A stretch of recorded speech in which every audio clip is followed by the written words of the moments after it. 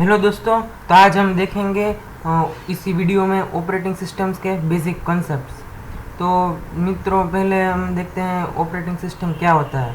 तो पहले तो ये देखना ज़रूरी है कि ऑपरेटिंग सिस्टम की कोई मतलब प्रिसाइज डेफिनेशन नहीं है। इसको हम समझ सकते हैं, कोई भी मतलब कंप्यूटर बेसिक्स नॉलेज जिनको होना चाहिए उसको ऑपरेटिंग सिस्टम का नॉलेज होना बहुत ही आवश्यक है। तो इसलिए सिर्फ इंट्रोडक्शन देने के लिए हमने इस वीडियो को बनाया हुआ है। तो देखते हैं एक जनरल ओवरव्यू ऑपरेटिंग सिस्टम क्या होता है, और उसके बाद हम देखेंगे लिनक्स ऑपरेटिंग सिस्टम के बारे में कुछ देखते हैं। और ऑपरेटिंग सिस्टम भी दो प्रकार की होती है। जो विंडोज़ है वो मतलब प्रोप्राइटरी ऑपरेटिंग सिस्टम है, और एक ओपन सोर्स ऑपरेटिंग सिस्टम है वो लिनक्स है, जिसका कोड कोई भी मतलब देख सकता है और उसमें चेंजेस कर सकता है। और उसमें कोई भी मतलब आपको चेंजेस प्रपोज करने हैं ऑपरेटिंग सिस्टम में, उसके ऊपर से आपको कुछ नया बनाना है वो भी कर सकते हैं। लेकिन विंडोज़ का जो राइट्स है, जो भी अधिकार है, वो माइक्रोसॉफ्ट के पास है। उसमें आप कोई प्रकार के चेंजेस कर नहीं सकते हैं, और इसीलिए उसको प्रोप्राइटरी ऑपरेटिंग सिस्टम बोलते हैं। तो चलो देखते हैं कि ऑपरेटिंग सिस्टम क्या होता है। बेसिकली जो भी अंडरलाइंग हार्डवेयर है जो बहुत कॉम्प्लेक्स होता है कोई भी सिस्टम का, तो उसका मतलब उसका इंटरफेस प्रोवाइड करता है। जहाँ पर इस तरह यहाँ पर डायग्राम दिया हुआ है कि हार्डवेयर है, उसके ऊपर ऑपरेटिंग सिस्टम है। तो हार्डवेयर को मतलब एप्लीकेशन और यूज़र है वो अगर यूज़ कर सकते हैं तो वो ऑपरेटिंग सिस्टम के ज़रिए कर सकते हैं। इस डायग्राम का मीनिंग ये होता है। तो मतलब अ, यही ऑपरेटिंग सिस्टम का काम होता है कि वो अंडरलाइंग हार्डवेयर का मतलब वो मैनेजमेंट कर सकता है। यहाँ पर लिखा है कि operating system manages underlying hardware and optimize the usage of underlying hardware. इसका मतलब है कि हार्डवेयर दिया हुआ है तो उसका जो यूज़ होता है वो एकदम ऑप्टिमम और अच्छी तरीके से करना है, वो भी ऑपरेटिंग सिस्टम का एक काम होता है। The computer the one program running at all times on computer is kernel. तो ऑपरेटिंग सिस्टम का कर्नल है वो कोई किसी भी समय पर अपने पर्सनल कंप्यूटर पर रन होता ही रहता है। तो उसी तरह से कंप्यूटर चल रहा है। इस वक्त अगर आप वीडियो देख रहे हैं तो उसमें आप इंटरनेट का यूज़ कर रहे हैं, तो इंटरनेट भी आप यूज़ कर पा रहे हैं अपने डिवाइस पर, वो भी ऑपरेटिंग सिस्टम के कारण ही है। और अगर आप सब कुछ भी क्लोज़ कर दें और सिर्फ एक आपको स्क्रीन दिखे, और वो स्क्रीन भी है वो ऑपरेटिंग सिस्टम के कारण ही आपको नज़र आ रही है, जो भी विंडोज़ है और वो सब कुछ भी है। तो कर्नल है ऑपरेटिंग सिस्टम का, जो कि ऑपरेटिंग सिस्टम का हार्ट होता है। और कोई भी मतलब प्रोसेस है वो कर्नल के जरिए हार्डवेयर के ऊपर रन होती रहती है।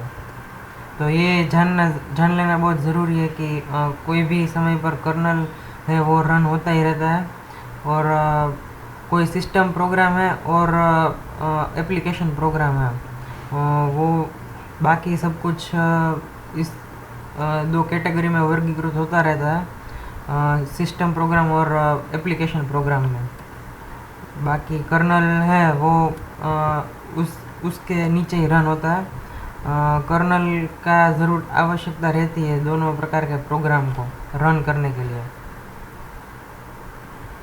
तो अभी हम देखते हैं ऑपरेटिंग सिस्टम की फंक्शनैलिटीज़ क्या क्या है, ऑपरेटिंग सिस्टम कौन कौन से काम करता है अपने पर्सनल डिवाइस के ऊपर। तो पहले तो ये मल्टीटास्किंग और मल्टी प्रोग्रामिंग जो है वो मैनेजमेंट करता है। आप कोई भी समय पर एक से या एक से अधिक प्रोसेस को रन कर सकते हैं। फॉर एग्जांपल अभी आप वीडियो देख रहे हैं तो उसके साथ साथ आप कोई और भी काम कर सकते हैं, मतलब कोई गाना भी सुन सकते हैं, या फिर कोई और विंडो में कोई डॉक्यूमेंट ओपन कर सकते हैं, वो मिनिमाइज मैक्सिमाइज भी कर सकते हैं। तो ये प्रोसेस मैनेजमेंट के अंडर आता है। अगर आप ऑपरेटिंग सिस्टम को डिटेल में पढ़ना चाहेंगे तो ये सारी कैटेगरीज़ को आपका पूरा मतलब डिटेल में करना होगा, और इस सारी कैटेगरीज़ के ऊपर मतलब बहुत सारे 10-12 वीडियो बन सकते हैं। तो ऑपरेटिंग सिस्टम को अगर आप डिटेल में पढ़ना चाहते हैं तो ये सब फंक्शनलिटीज़ को डिटेल में पढ़ना होगा। तो लेकिन अभी हम ओवरव्यू देख रहे हैं तो हम देख सकते हैं कि ऑपरेटिंग सिस्टम का काम है प्रोसेस मैनेजमेंट करना है, फिर मेमोरी मैनेजमेंट, मेमोरी मैनेजमेंट में भी मतलब रैम में कौन सा प्रोग्राम लोड करना है, कौन से प्रोग्राम लोड नहीं करना है। आपका जो रैम होता है उसको मेन मेमोरी भी बोलते हैं। ये आपको याद रखना है कि रैम है उसको कंप्यूटर की भाषा में जो रैंडम एक्सेस मेमोरी जो कि वोलेटाइल मेमोरी होती है उसको रैंडम एक्सेस मेमोरी भी कहते हैं। कोई भी प्रोग्राम जब प्रोसेस के लिए मतलब सीपीयू के पास रन आता है तो उसके पहले उसको रैम या यानी कि मतलब मेन मेमोरी में आपको लोड करना बहुत ही ज़रूरी है, उसके बाद ही वो रन हो सकता है।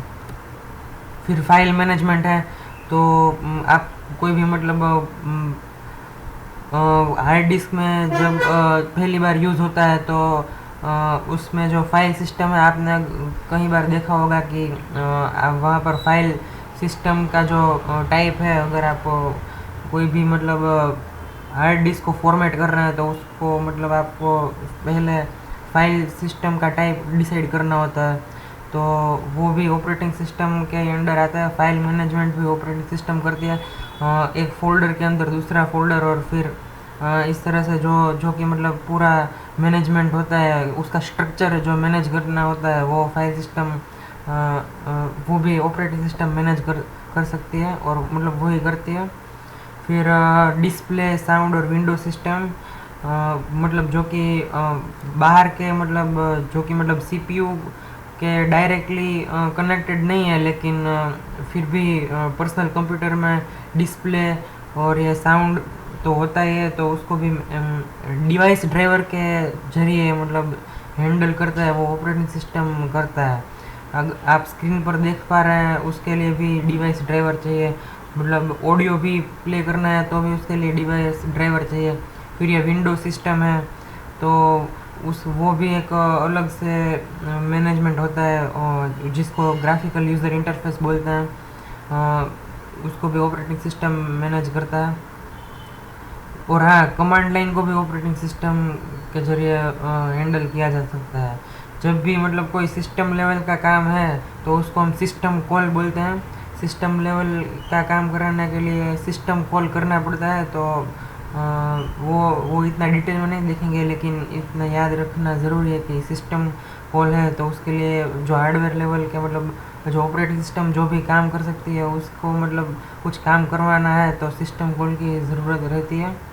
फिर नेटवर्किंग के लिए भी अलग से डिवाइस होते हैं आपके कंप्यूटर पर, जैसे कि वाईफाई हो गया आपका, या फिर कोई ईथरनेट केबल भी, लैन केबल भी हो गया, तो उसको भी अपने हार्डवेयर के थ्रू जो इंटरफेस प्रोवाइड करता है वो ऑपरेटिंग सिस्टम करता है, और उसके ज़रिए आप इंटरनेट के थ्रू कनेक्ट हो सकते हैं। और जैसे कि पहले देखा कि जो हार्डवेयर का यूज़ है वो ऑप्टिमाइज़ करता है, तो मतलब आपको हार्डवेयर की बहुत अच्छी एफिशिएंसी के साथ आपको हार्डवेयर का इस्तेमाल कर सकता है, तो वो ऑपरेटिंग सिस्टम का काम होता है। फिर हम देखते हैं कि ऑपरेटिंग सिस्टम सिर्फ पर्सनल कंप्यूटर के लिए ही नहीं होती है, बहुत सारी और भी सिस्टम, हार्डवेयर सिस्टम होते हैं, बहुत सारे और प्रकार के हार्डवेयर होते हैं और उसमें भी ऑपरेटिंग सिस्टम की आवश्यकता रहती है। तो एम्बेडेड सिस्टम है, तो एम्बेडेड सिस्टम यानी कि कोई भी मतलब अलग से स्पेशल पर्पज़ के लिए डिज़ाइन किया गया सिस्टम, जैसे कि वॉशिंग मशीन हो गया या ओवन हो गया, तो उसको हम एम्बेडेड सिस्टम बोलेंगे। तो उसमें प्रोसेसर की जगह पर माइक्रो कंट्रोलर होता है, तो उसमें भी ऑपरेटिंग सिस्टम की ज़रूरत होती है। आपका मोबाइल फ़ोन है वो भी एक प्रकार का एम्बेडेड सिस्टम है, तो उसके लिए भी मतलब एंड्रॉयड ऑपरेटिंग सिस्टम स्पेशली उसके लिए बनाया गया, और भी बहुत सारी ऑपरेटिंग सिस्टम है मोबाइल पर रन करने के लिए, तो वो भी ऑपरेटिंग सिस्टम की कैटेगरी में आती है। और इसके अलावा भी बहुत सारी एम्बेडेड सिस्टम है, तो उसके ऊपर जो ऑपरेटिंग सिस्टम होती है वो उसके एप्लीकेशन के जो स्पेसिफिक है वो ऑपरेटिंग सिस्टम डिज़ाइन की जाती है, बनाई जाती है, तो ऑपरेटिंग सिस्टम भी डिज़ाइन करना उतना इम्पोर्टेंट है। यहाँ पर हम एक रिसेंटली आपको मालूम होगा कि मंगल ग्रह पर नासा ने अभी एक रोवर भेजा था परसिवरेंस नाम का, तो उसमें एम्बेडेड लिनक्स नाम का जो ऑपरेटिंग सिस्टम है वो इंस्टॉल किया गया था, और उसके ज़रिए ही वो पूरा रोबोट है वो रन होता है। तो रोबोट में भी ऑपरेटिंग सिस्टम होता है, तो उसको रोबोटिक ऑपरेटिंग सिस्टम ROS बोलते हैं। कोई भी अब इंडस्ट्रियल ऑटोमेशन में रोबोट का मतलब आवश्यकता रहती है, तो उसमें भी रोबोट ऑपरेटिंग सिस्टम स्पेशली बनाई जाती है। वो सब रियल टाइम ऑपरेटिंग सिस्टम बोलते हैं उसको, RTOS। और उसके भी मतलब ऑटोमेशन, इंडस्ट्रियल ऑटोमेशन में बहुत सारे एप्लीकेशंस हैं, सैटेलाइट में एप्लीकेशंस है, और जहाँ पर इस प्रकार के रोवर्स हमने देखा स्पेस एक्सप्लोरेशन, वहाँ पर भी इस RTOS का यूज़ रहता है। या फिर कोई साइंटिफिक कोई फैक्ट्री है जिसमें कोई मैन्युफैक्चरिंग हो रहा है या फिर कोई एक्सपेरिमेंट्स हो रहे हैं, वहाँ पर RTOS real time operating system का ज़रूर रहता है। और फिर नेटवर्किंग ऑपरेटिंग सिस्टम भी होता है जो सर्वर पर रन होता है। तो सर्वर क्या होता है कि क्लाइंट है वो सर्वर पर रिक्वेस्ट भेजता है और उसके हिसाब से सर्वर क्लाइंट को रिस्पॉन्स देता है। तो सर्वर के ऊपर भी सर्वर की तरह बिहेव करने के लिए नेटवर्क ऑपरेटिंग सिस्टम चाहिए। आपने कई बार देखा होगा कहीं पर माइक्रोसॉफ्ट विंडोज़ सर्वर 2003 आपके लैपटॉप पर या आपके डिवाइस पर कई बार आपने शायद देखा हो। तो वो सर्वर आपका कंप्यूटर सर्वर की तरह बिहेव करे उसके लिए उसमें एक ऑपरेटिंग सिस्टम डाली हुई होती है बाय डिफ़ॉल्ट, उसको माइक्रोसॉफ्ट विंडोज़ सर्वर बोलते हैं। तो ये 2003-2008 वो उसके वर्जन्स हैं। तो ये सर्वर ऑपरेटिंग सिस्टम है। फिर यूनिक्स और लिनक्स वो भी सर्वर की तरह बिहेव हो सकता है, तो वो भी सर्वर ऑपरेटिंग सिस्टम में, नेटवर्क ऑपरेटिंग सिस्टम में उसका स्थान है। और बाकी ये Mac OS X, Novell network और BSD वो भी नेटवर्क ऑपरेटिंग सिस्टम के एग्जांपल्स हैं। तो नेटवर्क ऑपरेटिंग सिस्टम भी एक स्पेसिफिक ऑपरेटिंग सिस्टम है जो सर्वर पर हमेशा होता रहता है। तो उसका आर्किटेक्चर जो आपके डिवाइस पर रन होता है उसके आर्किटेक्चर, उसकी स्ट्रक्चर से काफ़ी डिफरेंट होगा और एप्लीकेशन स्पेसिफिक उसका डिज़ाइन और स्ट्रक्चर रहता है। तो ये जान लेना भी ज़रूरी। फिर हम देखते हैं कि ये पूरा है जो मेमोरी हायरार्की बोलते हैं इस डायग्राम को, कि मतलब कंप्यूटर में जो मेमोरी है वो किस तरह से हैंडल होती है। तो सबसे पहले देखेंगे कि CPU है, तो CPU के अंदर रजिस्टर्स होते हैं। तो वो मतलब सबसे फास्ट मेमोरी है, उसको सबसे फास्ट तरीके से एक्सेस किया जा सकता है रजिस्टर्स को, लेकिन वो कॉस्ट में बहुत हाई होते हैं। उसकी यहाँ पर आप एरो देख सकते हैं कि जिस तरह से इस हायरार्की में आप ऊपर चले जाएंगे तो उसकी तरह से स्पीड बढ़ती जाएगी, लेकिन उसका जो कॉस्ट है, प्राइस है, वो बढ़ता जाएगा, वो महंगा होता है। और जिस तरह से हम नीचे जाएंगे, ऊपर से नीचे, यानी कि रजिस्टर, कैश, मेन मेमोरी, उसके नीचे चलते जाएंगे तो उसका साइज़ बढ़ता है, मतलब उसकी कैपेसिटी बढ़ती है स्टोर करने की, लेकिन उसका जो प्राइस है वो घटता जाता है। और लेकिन सबसे मेन पॉइंट है कि उसका जो स्पीड है, एक्सेस करने का स्पीड है, वो मतलब ज़्यादा होता जाता है उसका। मतलब अभी हम देखेंगे यहाँ फॉर एग्ज़ाम्पल ये रजिस्टर है, वो सबसे फास्ट तरीके से एक्सेस किए जा सकते हैं। कैश है, उसको भी बहुत फास्ट तरीके से, कैश मेमोरी आपने बहुत बार नाम सुना होगा। तो ये रजिस्टर के बाद आने वाली मेमोरी का टाइप है कैश मेमोरी। कैश मेमोरी का अभी आजकल बहुत सारे प्रकार आने लगे हैं, L1 cash, L2 cash, L3 cash. तो ये 3 लेवल के कैश मेमोरी है। यहाँ पर कैश मेमोरी को और भी मतलब जूम किया जाए तो उसको L1, L2 और L3 में आप हायरार्की में ऊपर से नीचे लिख सकते हैं, लेकिन अभी हम सिर्फ तीनों को कंबाइन करके यहाँ पर लिख रहे हैं cache memory. L1 cache memory सबसे स्पीडी होती है, L2 कैश मेमोरी उसके बाद आने वाली है। तो कैश मेमोरी क्या करती है कि जो भी मतलब आप फ्रीक्वेंटली यूज़ करते हैं जिस प्रोग्राम को, तो उसको कैश मेमोरी में लोड कर देती है, ताकि बार बार अगर आपको कोई प्रोग्राम या कोई भी चीज़ आपको यूज़ करने की ज़रूरत पड़े तो वो कैश मेमोरी में हो तो बहुत ही आसानी से एक्सेस की जा सकती है। तो आपकी कंप्यूटर की स्पीड बढ़ जाती है। और कैश मेमोरी के बाद आता है मेन मेमोरी। तो मेन मेमोरी मतलब रैम, जो कि हमने पहले देखा कि वो वोलेटाइल मेमोरी है। तो उसमें अगर एक बार डिवाइस गलती से बंद हो गया तो मेन मेमोरी में जो कुछ भी है वो भी चला जाएगा। तो मतलब कंप्यूटर स्टार्ट है तभी तक वो काम में आती है, उसको वोलेटाइल मेमोरी बोलती है। रजिस्टर, कैश, मेन मेमोरी, ये तीनों वोलेटाइल मेमोरी है। बाकी सब solid SSD, solid state disk, magnetic disk, वो जो डिस्क आती है वो सब नॉन वोलेटाइल मेमोरी है। तो उसको अगर कुछ भी हो जाए उसमें एक बार लिख लिया, कुछ भी राइट कर दिया कोई डेटा, तो वो उसके ऊपर हमेशा मतलब अगर कोई डैमेज ना हो फिज़िकली तो हमेशा उसमें स्टोर रहेगा ही रहेगा। तो ये मेन मेमोरी हमने देखा कि उसका क्या यूज़ है कि कोई भी प्रोग्राम अगर आपको रन करना है तो उसको सबसे पहले मेन मेमोरी में लोड करना होगा। फिर कैश मेमोरी पहले नहीं होते थे, पहले के कंप्यूटर में, अभी आने लगा है। और अभी कंप्यूटर में बहुत ही नेसेसरी है कैश मेमोरी का होना, ताकि कंप्यूटर की स्पीड बहुत बढ़ जाती है अगर कैश मेमोरी अच्छी तरीके से हो तो।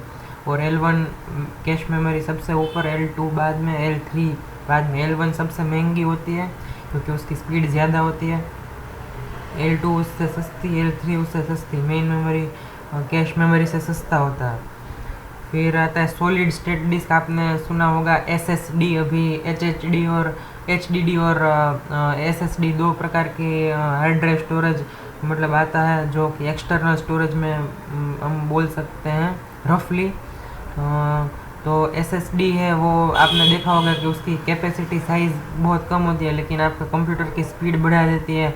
जो HDD है, जो हार्ड डिस्क पहले आती है, वो 1 TB में, 2 TB में होती है, लेकिन SSD सिर्फ 256 या 512 GB की होती है, लेकिन फिर भी वो बहुत फास्ट होती है HDD के मुकाबले। और उसका जो यूज़ है उससे CPU कंप्यूटर गर्म भी नहीं होता है इतना ज़्यादा जो जितना हार्ड डिस्क में होता है। फिर बाद में आता है मैग्नेटिक डिस्क, ऑप्टिकल डिस्क और मैग्नेटिक टेप्स। तो ये सभी अपनी अपनी जगह पर यूज़ होता है। जो हार्ड डिस्क HDD है वो सामान्य तौर पर मैग्नेटिक डिस्क होती है, लेकिन आपको मैग्नेटिक टेप के बारे में बता दूं, आपको मतलब लगता होगा कि मैग्नेटिक टेप है, वो तो आजकल यूज़ नहीं होता है, पहले के ज़माने में होता था मैग्नेटिक टेप। वो जो कैसेट होती है उसको मैग्नेटिक टेप बोल सकते हैं। लेकिन मैं कहता हूँ कि आज भी मैग्नेटिक टेप बहुत ही यूज़ होता है। जो बड़े बड़े डेटा सेंटर होते हैं, जो जहाँ पर मतलब बहुत ही स्टोरेज करना होता है और उसका यूज़ इतना फ्रीक्वेंटली बार बार नहीं करना होता है, वहाँ पर मैग्नेटिक टेप का यूज़ हो सकता है। फॉर एग्ज़ाम्पल आप देख सकते हैं, कोई भी आप लाइव इवेंट है, फॉर एग्ज़ाम्पल कोई मैच है, कोई वर्ल्ड कप का फाइनल या वो सब कुछ है, तो उसका मतलब हमें बार बार उसका जो फुल ब्रॉडकास्ट है, लाइव टेलीकास्ट है, उसका बार बार हमें चाहिए नहीं होता है। लेकिन 10 या 12 साल के बाद कोई मेमोरी के तौर पर उसको प्ले कि हम वर्ल्ड कप जीते थे उसको प्ले करना है, तो उस मैग्नेटिक टेप से आपको निकाल सकते हैं। तो वो सब कुछ भी जो बड़ा बड़ा डेटा है, बहुत बड़ा डेटा है कंपनी के पास या ब्रॉडकास्टर के पास, यानी कि पूरा जो मैच हो गया फॉर एग्ज़ाम्पल, तो वो सब कुछ मैग्नेटिक टेप पर स्टोर किया जाता है वहाँ पर डेटा सेंटर में। और जब कि उसको यूज़ करना है तो उसमें से निकाल सकते हैं। हालांकि वो बहुत ही स्लो प्रोसेस है, लेकिन मैग्नेटिक टेप में ऐसा ही डेटा स्टोर किया जाता है जिसको मतलब बहुत कम ज़रूरत पड़ती है, लेकिन फिर भी वो एक स्टोरेज की तरह से उसमें रखा जाता है। तो मैग्नेटिक टेप का आज भी बहुत यूज़ है, तो ये आपको मालूम होना चाहिए। लोग समझते हैं कि आज वो ऑब्सोलेट है, लेकिन ऐसा बिल्कुल नहीं है। तो ये हो गया मेमोरी हायरार्की। अभी हम देखते हैं कि प्रोग्राम है वो प्रोसेस में कैसे कन्वर्ट होता है। प्रोग्राम है तो वो कोई नॉन वोलेटाइल मेमोरी यानी कि हार्ड डिस्क या SSD वगैरह में स्टोर किया हुआ होता है, लेकिन अब कभी हम प्रोग्राम को ओपन करते हैं तो वो रन होता है। तो सबसे पहले मैंने डिस्कस किया उसी तरह से होता है कि पहले अगर कोई भी प्रोग्राम अगर हम ओपन करते हैं हार्ड डिस्क में से या SSD में से, तो क्या होता है कि वो ओपन होता है, फिर वो रैम ओपन होने के बाद तुरंत ही वो रैम मेन मेमोरी में लोड होता है। फिर अगर आप उसको बहुत ज़्यादा बार यूज़ कर रहे हैं तो वो कैश मेमोरी में भी लोड हो जाएगा। और फिर क्या होता है कि एक बार में जो रैम है मेन मेमोरी में लोड हो गया तो वो CPU के पास जाएगा, और जो CPU रजिस्टर्स है जो कि हमने पहले देखा उसमें से इंस्ट्रक्शंस फेच करेगा और उसके बाद ऑपरेशन परफॉर्म होगा। तो इंस्ट्रक्शन फेच साइकिल वो बहुत ही वाइड टॉपिक है, उसके ऊपर भी एक बहुत अच्छा वीडियो एनिमेशन का वीडियो बना सकते हैं, लेकिन ये इंट्रोडक्टरी वीडियो में हम उस इतनी डिटेल में नहीं जाने वाले हैं। और ये जो डायग्राम है वो भी इंटरनेट से लिया हुआ है। तो ये क्या है कि जो लिनक्स सिस्टम प्रोग्रामिंग है, मतलब लिनक्स ऑपरेटिंग सिस्टम है, उसका आर्किटेक्चर है। तो लिनक्स हम जानते हैं कि वो फ्री ऑपरेटिंग सिस्टम है, मतलब फ्री मतलब कि ओपन सोर्स भी है। तो अगर आपको उसको कुछ चेंज करना है तो वो भी आप प्रपोज कर सकते हैं कि लिनक्स कम्युनिटी में। और अगर आपको मतलब इस लिनक्स के ज़रिए कोई अपना खुद का प्रोडक्ट बनाना है, उसमें कुछ चेंजेस करके, तो भी वो हो सकता है। जैसे कि एंड्रॉयड ऑपरेटिंग सिस्टम है तो वो लिनक्स का कर्नल यूज़ करता है, उसके ऊपर उन्होंने कुछ चेंजेस कर दिए और अपना एंड्रॉयड ऑपरेटिंग सिस्टम बना दिया। और भी बहुत सारी कंपनीज है वो एंड्रॉयड सिस्टम में अपने अपने तरीके से चेंजेस करती रहती है।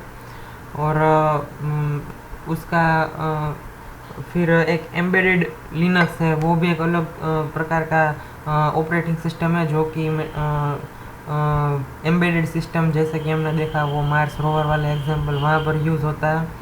और कोई भी मतलब माइक्रो कंट्रोलर स्पेसिफिक एप्लीकेशन है, जैसे कि स्मार्ट होम हो गया, आईओटी वगैरह वगैरह भी एम्बेडेड लिनक्स का यूज़ हो सकता है। और वो भी लिनक्स सिस्टम्स में चेंजेस करने से बनाया हुआ है, उसमें डिज़ाइन के कुछ एस्पेक्ट्स है वो चेंज कर दिए गए हैं। तो ये लिनक्स सिस्टम है जो कि पर्सनल कंप्यूटर में रन करने के लिए बनाया गया है। तो ये उसका आर्किटेक्चर है।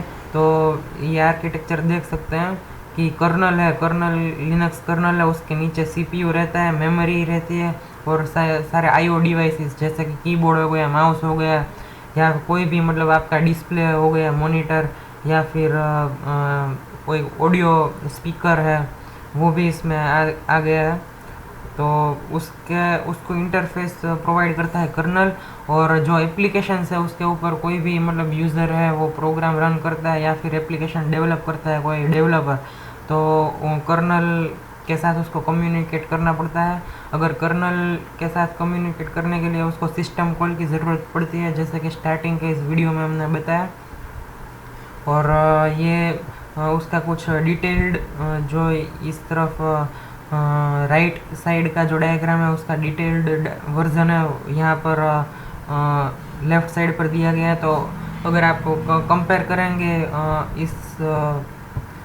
इस एप्लीकेशंस और इस डायग्राम को, तो सभी एप्लीकेशंस के लिए यहाँ पर एक अलग अलग मॉड्यूल दिया गया है। देखिए लिनक्स कर्नल का यहाँ पर process management, memory management, file system, device driver और नेटवर्क।